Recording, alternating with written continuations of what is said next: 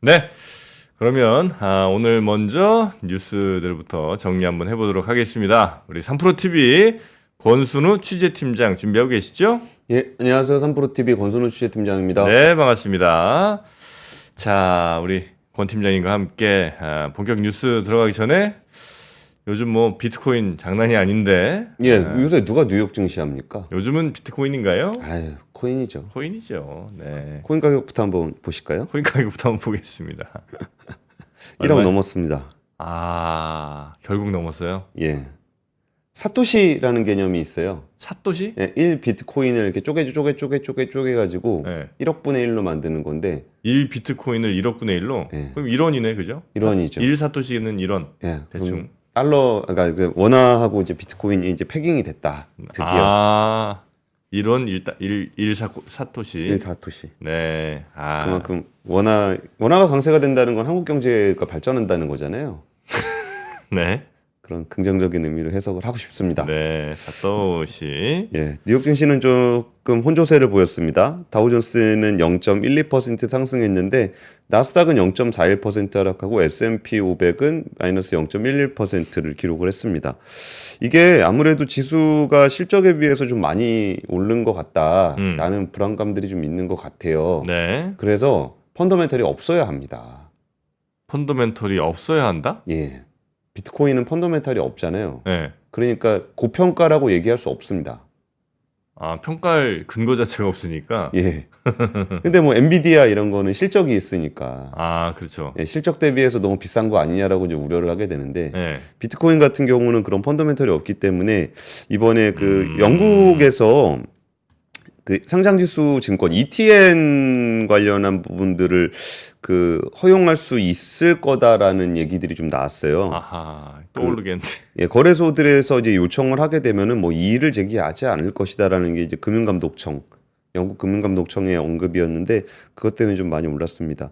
그러면 지수는 왜 그랬었는지에 대한 분석들을 좀 보면은 CPI가 이제 소비자 물가 지수가 나올 거잖아요.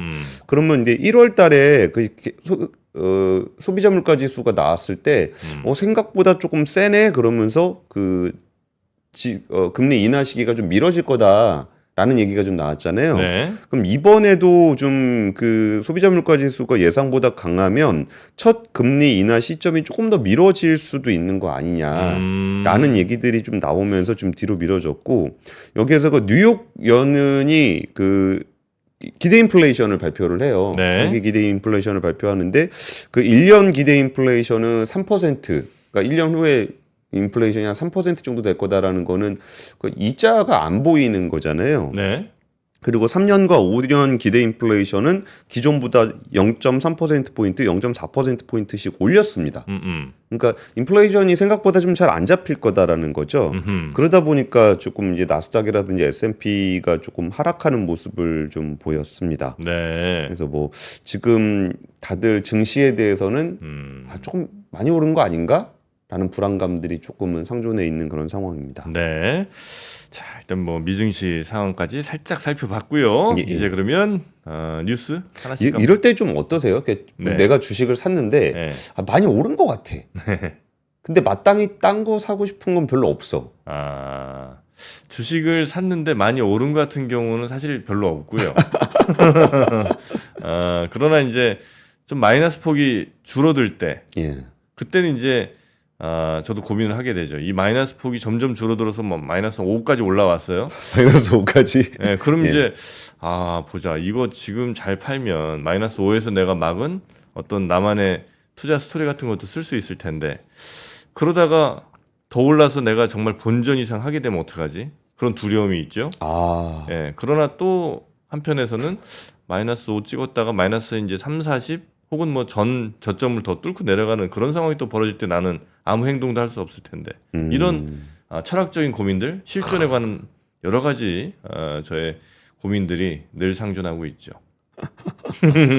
근데 그 되게 뭐 우리끼리 할 얘기는 아니지만 네. 진짜 그 찐 고수라고 불리는 몇몇 분들 중에는 네? 그냥 그럴 때 주식 안 하시는 분들이 꽤 있어요. 아예? 예.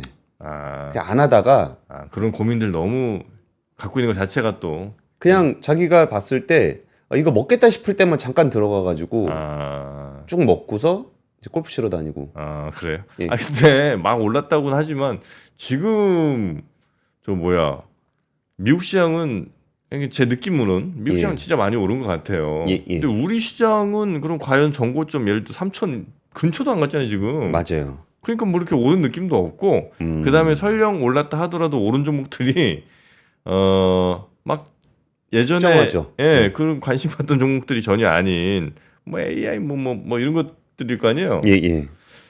그러니 이거 뭐 사실 올랐다는 느낌도 이제 거의 안 들고. 근데 사실 미국 증시 같은 경우도 인공지능 관련한 부분들이 워낙 많이 올라가지고 근데 실적 개선도 그쪽에서 주로 이루어지고 있어요. 그런가요? 예, 그래가지고 거기도 미국 주식 하시는 분 중에 예를 들어 테슬라 이런 거는 별로 안 올랐잖아요. 노보노디스크 어떻게 할 거예요? 노보노디스크 노보노디스크 어떻게 할 건데? 노보노디스크가 지금 노보노디스크 어떻죠? 어떻게 할 거냐고요? 노보노디스크 노보노디스크가 그렇게 많이 안 올랐어요. 많이 안 올랐어요? 예. 되게 많이 오른 것 같은데 최근에? 연중 기준으로 30%는 많이 오르긴 많이 올랐고. 아 근데 노보노디스크는 정말 그 작년부터 해서 보면 진짜 많이 올랐거든요. 많이 올랐어요. 그 노보노디스크가 어느 정도로 많이 올랐냐면은 네. 거의 그 시가총액이 GDP랑 맞먹습니다. 덴마크 GDP. 아 그래요? 예. 아하. 그리고 그 노보노디스크 때문에 덴마크 환율이 움직여요. 아 그래요? 네, 덴마크라는 나라 사이즈에 비해서 아 그 노보노디스크 살려면은 덴마크 돈을 사야 되잖아요. 아 노보노가 너무 비싸구나. 그러니까 원래 덴마크 통화가 유로하고 같이 움직였었거든요. 그러니까 금리가. 네. 근데 금리를 못 낮췄어요. 환율 노보노- 때문에. 노보노디스크 정말 대단한 회사인 것 같습니다. 네. 거의 만병통치약이 되고 있죠. 정말 뭐 대단합니다. 네. 그런 얘기 첫 번째 뉴스로 넘어가겠습니다. 네. 양회가 어제 중국의 양회가 폐회를 했습니다. 사실 우리가 중국을 바라보는 시각은 약간 좀 상반된 시각이 있는 것 같아요. 뭐 산업적인 경쟁 측면이라든지 정치적인 반감, 네. 반중 정서가 있는 것도 사실이고 반면에 그 저희가 이제 알리테무 관련한 뉴스를 전하다 보면 생겨나는 야, 싼 게 좋은 거 아니냐. 네. 뭐 그런 거 뭐 다 사면서 그런 소리 하냐. 그러면서 저렴한 중국 제품에 눈길이 가는 것도 사실입니다. 그러니까 반중 정서가 있지만 저렴한 네. 물건은 좋잖아요. 네. 근데 그래서 이번에 또 경제적인 측면에서 보더라도 우리하고 자꾸 경쟁을 하니까 불편하지만 여전히 우리 기업들의 중국 의존도는 높은 편입니다. 우리 네, 수출에. 네. 그러다 보니까 이번 양회에서 좀 확실한 부양책들이 좀 나와서 전반적인 경제 상황이 개선돼 주길 기대하는 부분들이 분명히 있었습니다. 근데 이번 중국 양회에서는 경제 성장률 5%라는 높은 목표를 제시를 하면서 네. 처음에 관심을 갖게 됐는데 구체적인 부양책이 없어서 좀 맹탕이었다라는 평가도 같이 나오고 있어요. 그리고 이제 양회가 이제 어제 폐막을 했잖아요. 네. 근데 양회 첫날 5% 얘기하면서 경제 얘기 잠깐 하다가 지금 폐막을 했을 때는 뭐 이거 완전 정치 이벤트가 됐다라는 얘기를 하고 있어요. 아 정치 이벤트가 됐어요? 예, 예. 지금 경제가 이렇게 지금 매우 심각한 상황에. 근데 경제 얘기는 뭐 별로 볼거리가 없었잖아요. 그러니까. 근데 거기서 정치 이벤트로는 뭐가 있었냐면은 네. 우리 예전에 그 정프로님이 진행하셨던 그 중국통 조영남 교수님의 중국통 네네네네. 그거 진짜 명강의였었잖아요. 맞습니다. 거기서 우리가 시진핑 독재라고 생각하고 있겠지만 중국은 생각보다 굉장히 정교한 정치 체계를 가지고 있다라는 부분들을 조영남 교수님께서 많이 얘기를 해주셨어요. 네. 그러면서 각 그 국가 지도자와 총리 이런 사람들이 가진 권한, 어떤 회의에 참석을 해서 무슨 의사결정을 할 수 있는지를 굉장히 상세하게 좀 설명을 해주셨잖아요. 네. 근데 그 부분에서 그 국가 주석의 권한이 현재도 절대적인 상황인데 총리의 권한을 축소하는 국무원 조직법 개정안이 통과가 됐습니다. 그러면서 이전에 총리는 약간의 독립적인 권한들이 좀 있었는데 네. 중국 공산당 영도를 위주로 개정이 됐어요. 그러면서 리창 총리가 뭐라 그랬냐면은 시진핑 동지를 핵심으로 하는 당 중앙의 권위 있고 집중된 통일 영도를 견지하겠다. 당의 결정을 잘 관철하는 집행자 행동파 충실한 행동가가 되겠다. 라는 얘기를 리창 총리가 했습니다. 근데 사실 우리가 그 국가 주석에 대한 부분들이 권한이 강하다는 건 다들 아시겠지만 그래도 이 총리라는 파트너십이 의외로 이름 들어보면 익숙해요. 네. 장쩌민 주석과 주룽지 총리, 예. 후진타오 주석과 원자바오 총리. 그러니까 나름의 권력의 어떤 균형 견제 이런 것들이 좀 있었던 시절이죠 그때는. 그렇죠. 네. 그리고 시진핑 1기에도 2기에도 리커창 총리가 있었습니다. 그러니까 리커창 총리의 대표적인 어떤 모습 중에 인상적이었던 게 그 시진핑 주석이 제로 코로나를 하고 있을 때 리커창 총리가 지금 경제적으로 이게 부담이 굉장히 크다라는 네. 점들을 강조하면서 어디 대학교 가는 행사에서 마스크를 안 쓰고 간 적이 있었어요. 약간 뭐 견제까지는 모르겠습니다만 약간 다른 노선을 조금 이제 걷는 것 같은. 그렇죠. 네. 근데 그때 리커창 총리가 이야기하고 싶었던 것들은 그 당시 오미크론으로 변해 있을 때였거든요. 네. 그러니까 이게 전파는 되지만 오미크론이 됐을 때는 이제 그 뭐라 그랬죠? 죽는 사망률이 굉장히 낮아지기 때문에 중증으로 가지 않고. 예, 예. 네. 그렇기 때문에 오히려 경제적인 부분들의 피해가 더 클 거다라는 얘기를 했던 건데 마지막에 리커창 총리가 그런 모습을 보였던 것도 비기 싫었나 봐요. 그러니까 비기 싫다. 예, 예. 오랜만에 듣네요. 예. 비기 싫어. 예, 그래가지고 네. 이번에 이제 경제 분야에 대해서는 나름대로 목소리를 내왔던 총리의 권한은 이제 거의 사라져 버렸다.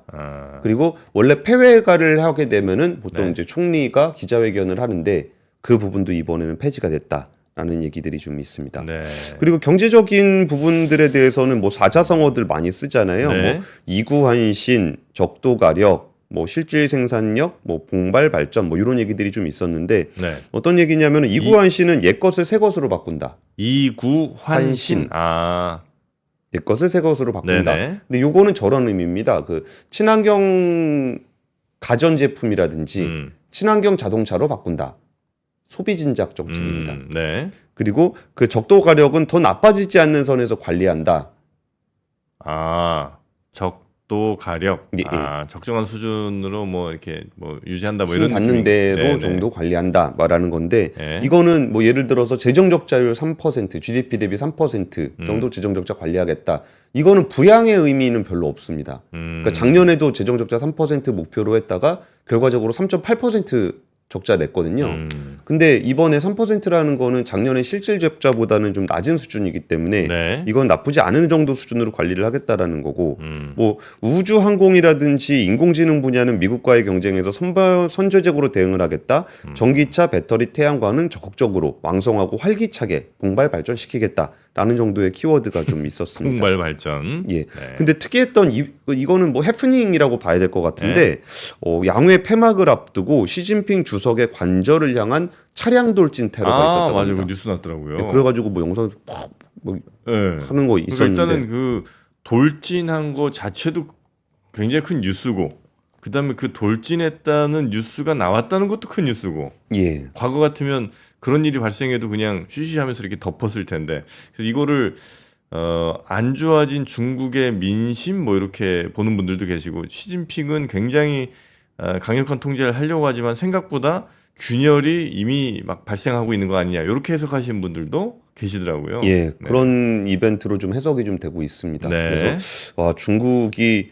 그 진짜 몇 년 전하고도 되게 많이 달라진 것 같은 느낌이. 예전에 김프로님이 그 3기 들어가면서 갑자기 그 굉장히 좀 강한 어조로 계속 비판을 좀 비판했죠. 하셨었잖아요. 네. 그런 부분들이 점점 구체화되고 있는 그런 모습들을 나타내고 있는 것 같습니다. 3기 체제에 대한 부작용들이 어쩔 수 없이 드러나고 있는 건 아닌가. 그리고 또 그걸 막으려고 하는 뭐 강한 어떤 정책들이 또 나올 수 있으나 아마 결국은 과거로 돌리기는 아마 매우 어려울 것이다. 네, 이렇게 또 전망되고 있지 않나 하는 생각이 좀 듭니다. 역시 인사이트 있는 일침이셨습니다. 네, 고맙습니다. 근데 여기다 이제 뭐 미국에서 트럼프 대통령이 혹시 당선이 되거나 해가지고 네. 거기다 관세 막 60% 때리고 뭐 이러면은 중국은 중국은 또 이거 맞으면서 내부 정치를 하려고 그러면 또 강경하게 또 가야 되잖아요. 그렇죠. 그러면은 이게 좀 악순환이 될 네. 가능성도 좀 있어 보입니다. 약간 좀 이런 말씀 드리면서도 너무 제가 초심을 잃었나 이런 생각이 또 들기도 하는 건, 한 4년 5년 전에는 뭐 중국의 양회 얘기하면 저는 옆에서 계속 쌍용 양회요 뭐 이렇게 깐죽거리면서 그래도 약간의 뭐 웃음을 좀 드렸었던 것 같은데, 예. 지금 뭐 전망을 하고 앉았고 이런 모습이 과연 여러분은 어떻게 보실까, 마음이 좀 헷갈립니다. 그러게요. 우리가 좀 점점 재미없어지는 건 아닌가. 이건 안 되는데 말이죠. 근데 제가 유머 몇 번 해봤는데 하지 말라 그러더라고요. 하지 말란다고 안 하는 건 안 돼요.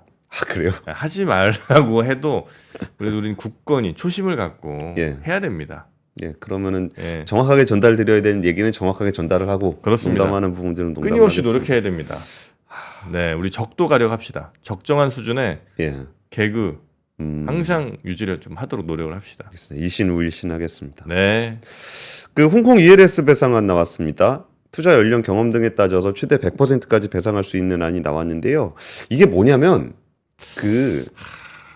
요게 어떤 건지가 지금 이게 되게 특이하게 나타나서 그런 건데 네. 이 제도가 어떤 제도냐면은 내가 이제 금융 회사한테 뭔가 불만이 있어요. 뭐 예를 들어서 보험료를 받아야 되는데 안 준다거나 네. 그럼 민원을 제기하잖아요. 음. 그러면 금융감독원에다 민원을 제기하게 되면은 거기에 그 금융감독원의 분쟁조정국이라는 데가 있어요. 분쟁조정위원회가 있어요. 네. 그러면 이제 금융회사하고 이제 민원인하고 데려다가 분쟁을 조정해주는 역할을 해요. 원래. 그러면 그렇죠. 이게 왜 그러냐면 음. 이 민원을 냈는데 금융회사가 나는 싫은데 나 보험금 더 주세요 이런 거 얘기하는데 나 싫은데 이러면은 소송을 가야 되잖아요. 네. 근데 소송에 가게 되면 금융회사는 돈이 많잖아요. 아. 그럼 이제 법률 비용을 계속적으로 낼 수 있고 금융 소비자들은 거기서 굉장히 불리한 위치에 그렇죠, 있습니다. 그렇죠. 그러다 보니까 그 전에 이제 금융감독원은 이제 금융회사에 대한 감독을 하는 기관이잖아요. 그러니까 데려다 앉혀놓고서 야, 네 자료 좀 다 내봐. 당신도 좀 민원 뭔지 좀 얘기 좀 해보세요. 그 다음에 둘이서 이제 분쟁 조정을 해줍니다. 네. 그리고서 내가 보니까 이거는 이 정도 선에서 조정을 하는 거는 괜찮을 것 같아요. 받아들이시겠습니까? 라고 했을 때 민원이 나 그거 못 받아들인다. 네. 그러면 이제 소송 가야 되는 거고 금융회사도 나는 못 받아들인다 그러면 소송 가야 되는 거예요. 근데 이제 그 금융감독원은 좀 인상을 좀 쓰죠. 너 금융회사 너 소송 가? 그래. 그래. 가봐 한번. 한번 가봐라 한번. 뭐 요런 분위기가 있는 게 좀 분쟁조정위원회예요. 네. 근데 이번 건은 좀 특이한 게 그 개별 민원들이 다 들어와서 분쟁 조정이 형성되기 전에 대량 민원이 발생할 것이 당연한 일에 대해서 분쟁 조정을 먼저 해버린 거예요. 선제적으로. 예. 그래서 이게 좀 특이한 일입니다. 그러면 이제 여기에서 적절한 수준의 요 정도면 되겠다는 걸 미리 먼저 낸 거군요. 그렇죠.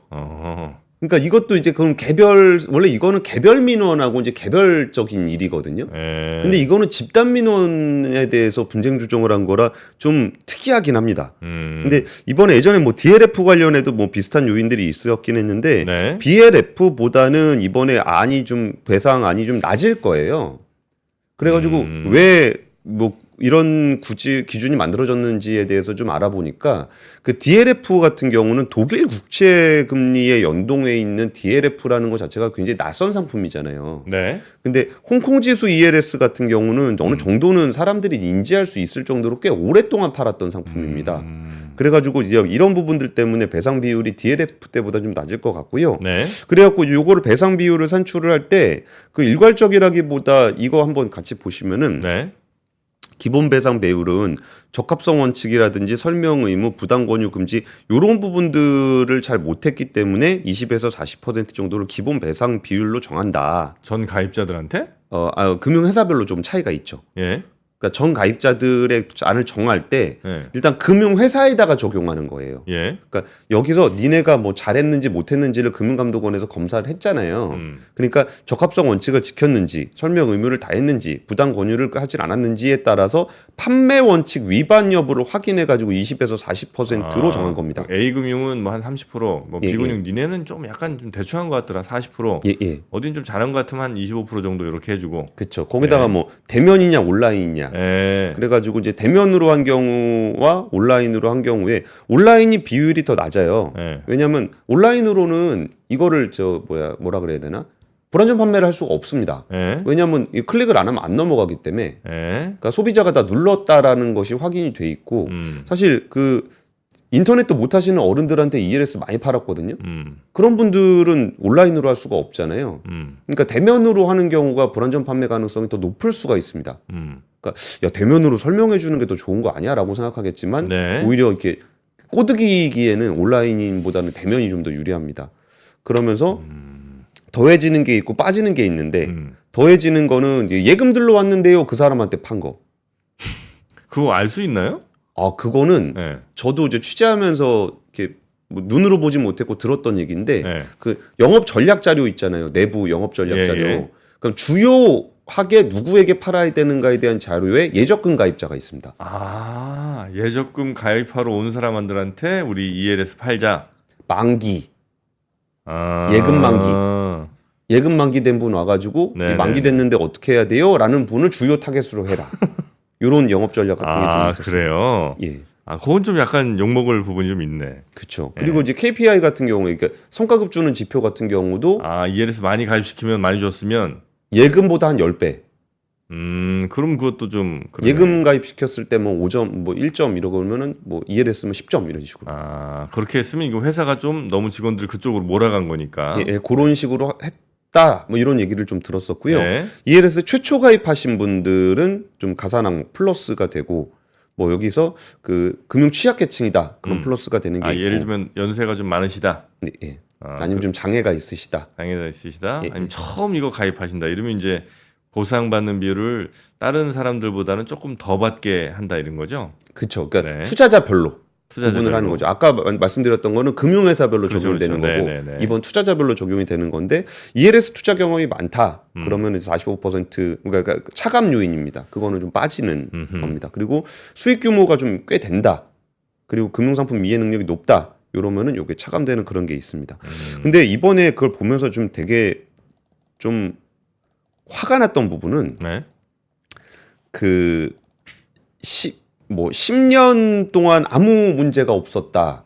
10년 동안 원금 손실될 가능성이 한 번도 손실이 난 적이 없다. 네. 이런 식으로 이제 많이 팔았는데 음. 사실 ELS라는 상품이 원래 그런 상품이에요. 아, 원래 1년에 3-4번씩 계속 이렇게 사건 터지는 게 아니고 그런 게 아니에요. 일반적으로는 뭐 큰 문제 없으면 가는데 한 번 터지면 한번 10번 먹고 한 번 터지는 예. 그런 거예요. 5%씩 10번 먹고 10번째에 50% 날아가는 예. 이런 성격의 상품이거든요. 근데 지난번에 10번 롤오버 되는 동안 한 번도 손실이 없었다. 안전한 상품이다. 이거는 잘못된 설명이잖아요. 명백하게. 상품의 본질인데. 근데 이 상품의 특징이 뭐냐면 이게 뭐 우리가 비아냥조로 이런 얘기합니다. 먹으면 완전 판매, 잃으면 불완전 판매 아니냐. 네. 뭐 잃고 나면 와가지고 막 불완전 판매라고 따지고. 아니 그동안 먹은 경우에는 뭐 지금이랑 또 똑같은 설명했었어도 뭐 문제가 전혀 안 됐었으니까. 그렇죠. 네. 네. 근데 그거를 반대로 생각하면 네. 은행이 돈 벌 때도 똑같아요. 네. 내가 10번을 불안전 판매를 하더라도 안 터지면 수수료 먹고 끝나는 거예요. 그렇죠. 그것도. 그렇죠. 네. 소비자 입장에서도 그렇고 은행 입장에서도 그런 거예요. 음. 그래서 이 상품이 가지고 있는 본질적인 특성이 원래 그런 상품인데 이런 부분들을 좀 제대로 투자자들에게 이해를 시켰는가. 10년 동안 아무 문제가 없었습니다라는 거는 오히려 야 이제 한번 터질 때 된 거 아니야? 라고 생각을 해야 되는데 네. 10년 동안 문제가 없었으니 아무 문제가 없다라고 설명한 건 좀 잘못된 설명인 것 같습니다. 네. 시간이 좀 많이 돼서 뭐 세 번째 뉴스 빨리 진행하겠습니다. 아 근데 이거는 이렇게 이제 보상 하라고 하면 은행은 이대로 지켜야 돼요? 아니면 안 지킬 가능성도 꽤 있어요. 안 지킬 수도 있는데 네. 좀 무섭죠. 근데 이제 이거에 그럼 가입자들은 어쨌든 내 돈이니까 또 이게 말도 안 된다면 이렇게 할 거 아니에요. 그러면 이제 소송 가야 되는데 네. 그러면 되게 비용이 많이 들게 되죠. 시간도 오래 걸리게 되고. 그러니까 이제 소송까지는 안 가더라도 금감원이나 이런 데 앞에서 막 시위하고 그러면 예. 또 여기서는 좀 부담되고 뭐 이렇게 되면 또 뭔가 은행을 압박하거나 이런 그림으로 또 결국은 갈 수도 있지 않나? 근데 분쟁 조정안이 나오고 나서 네. 이걸 바꾸기는 좀 쉽지 않아요. 아 그래요? 예. 근데 뭐 그런 시위야 당연히 있겠지만 그러면은 금융감독원이 거기서 더 이상 할 수 있는 건 없습니다. 근데 물론 여기서 이제 금감원도 압박카드를 준비하고 있죠. 네네. 여기 불안전 판매된 부분에 대한 거 그리고 금융소비자보호법이 제정된 이후에 처음으로 조단위 과징금이 나올 수도 있다. 네네네. 그리고 사실 이거 되게 좀 적나라한 얘기인데 조단위로 우리 회사가 과징금 받는 거하고 본인 잘리는 거하고 금융회사 CEO 입장에서 뭐가 더 무서울까요? 당연히 제재 맞으면은 금융권 취업 제한되거든요. 알겠습니다. 그런 부분들을 넌지시 압박하고 있는 상황입니다. 네. 자, 세 번째 뉴스 가보겠습니다. 네, 첫 번째 뉴스 짧게 전해드리겠습니다. 네. 건설 자재비가 최근 3년간 거의 한 50% 정도 올랐다는 거예요. 건설 자재비가 예, 그러다 많이 올랐죠. 보니까 지금 재건축 재개발 현장이 거의 뭐 전쟁터가 돼 있다는데 그 뭐 몇 가지 사례들을 좀 우선적으로 설명을 드리면은 상계동에 있는 주공 5단지 재건축 조합은 시세가 4억 6천만 원입니다. 아파트 한 채당. 예. 네. 근데 여기서 재건축을 하게 되면 추가 분담금이라는 게 있잖아요. 그게 5억 원을 통보받았답니다. 아파트 한 채당? 예. 자기 집이 4억 6천만 원인데 다시 짓는데 5억 원 내라. 우와. 그리고 용산구에 있는 아파트는 84제곱미터에 그 4억 8천만 원 내라.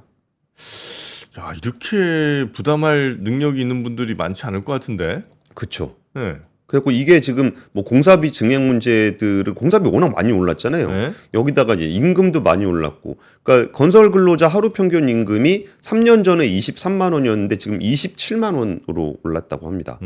그리고 이제 거기에 안전 관련한 부분들에 대한 규제도 많이 강화가 됐고 이런 네. 부분들도 공사비를 많이 올렸다는데, 그러니까 이거는 사실 이렇게 보는 게 좋을 것 같아요. 그러니까 인플레이션이 일어났다는 건 누구나 다 알고 있는 부분일 거고. 그렇죠. 그런데 이게 만약에 부동산 시장이 계속적으로 화랑이 돼서 지금 공사를 시작했을 때 마무리되는 시점에 부동산 가격이 많이 올라 있을 것이다라 그러면은 약간 그 투자의 관점에서라도 좀 투자를 해볼 수 있을 건데 지금은 오히려 계약했을 때보다 가격이 더 올라가서 돈을 더 내야 되는 상황이 됐고 네. 계약을 하는 시점이었던 과거에는 오히려 부동산 경기가 좋았습니다.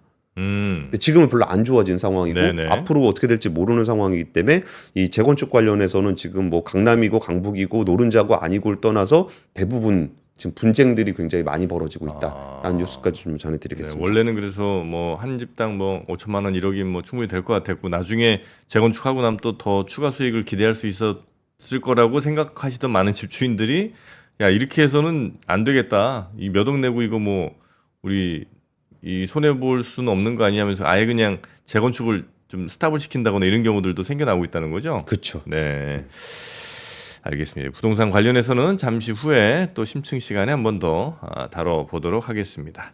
자, 이렇게 뉴스 3 정리를 좀 해드렸고요. 우리 권순우 팀장님 고생 많으셨고 내일 아침에 다시 뵐까요? 예, 내일 뵙겠습니다. 고맙습니다. 감사합니다.